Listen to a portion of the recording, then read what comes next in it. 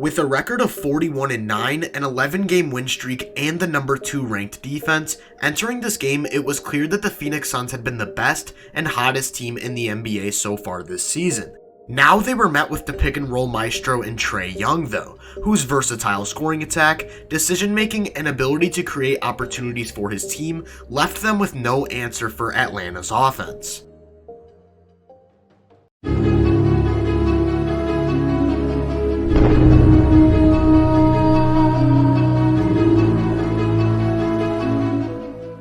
Trae wouldn't get out to a very strong start, turning the ball over twice early, while Phoenix quickly jumped out to an 8-2 lead. It wasn't until just over 3 minutes of play that he would mark his first assist of the night on this transition dime to the running DeAndre Hunter. This is where Atlanta's offense would finally get going. Here Trae comes off a screen, and the quick burst of speed is just too much for Ayton to contain as he ducks under for the layup. The unpredictability of his offensive game is part of what makes him so difficult to stop. On this one, launching a triple from multiple feet behind the line just seconds into the possession. Attacking like this before the defense can properly set up is a very productive way to create advantages. This initial entry pass by Trae puts the ball in Capella's hands directly under the rim, forcing Crowder to roam into the paint, which leads to an open three-pointer for John Collins. He continues to hunt for early offense on each possession, this time passing out of a drive before swiftly relocating for his own corner three. Now it's back to the high pick and roll, and Capella does a very good job of slipping behind his man where Trae can float one right on the money.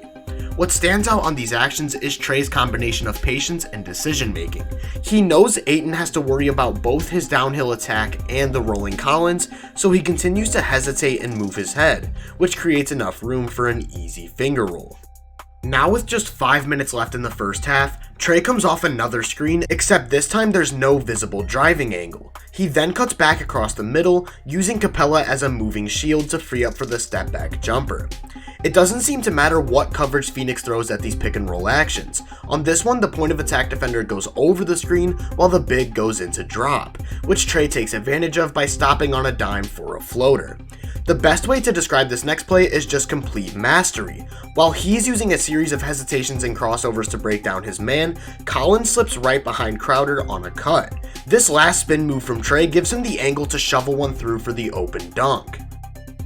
Trae's first basket of the second half would come in isolation, where his first step gives him the jump on Booker already before creating even more separation on a step back fadeaway. This time it's off the ball where he starts the set, running around an initial screen before receiving the handoff, and bouncing straight into yet another difficult pull-up three. Although he continues to score at will, the defense still can't give him too much attention because of his ability to create open opportunities for others.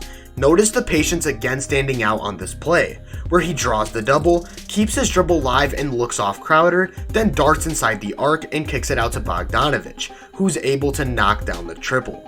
Of course it wouldn't be a Trae Young masterclass without at least one big defensive play, here jumping the cross-court passing lane and taking it all the way himself for a free 2 points. How about some more pick and roll? On this one turning the corner and stepping right into his 5th three-pointer of the night.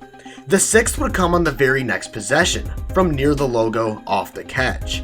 At this point he's just getting wherever he wants whenever he wants, this time turning on the Jets to blow by the entire defense for a tough finish at the rim. If 100 points after 3 quarters against the second best defense in the league wasn't enough, Trae would continue to create extremely efficient offense in the 4th. He blows by his man once again on this play and stops on a dime to force contact on his floater. And one. Phoenix sends a double at him on this one, and instead of quickly giving up the ball, he directs Gallinari to the middle of the floor. This is because once he gets the ball in this spot, it's a full-on 4v3, with an option on either side of the floor and in the paint. This all started from that initial defensive attention and phenomenal decision making from Trae, just generating high-level offense every possession down the floor. With a 6-point lead and under a minute left in the game, the Suns start playing very aggressive defense in an attempt to force a turnover. Some awkward passing ends up in the hands of Trae Young, who takes one dribble before rising up for the dagger.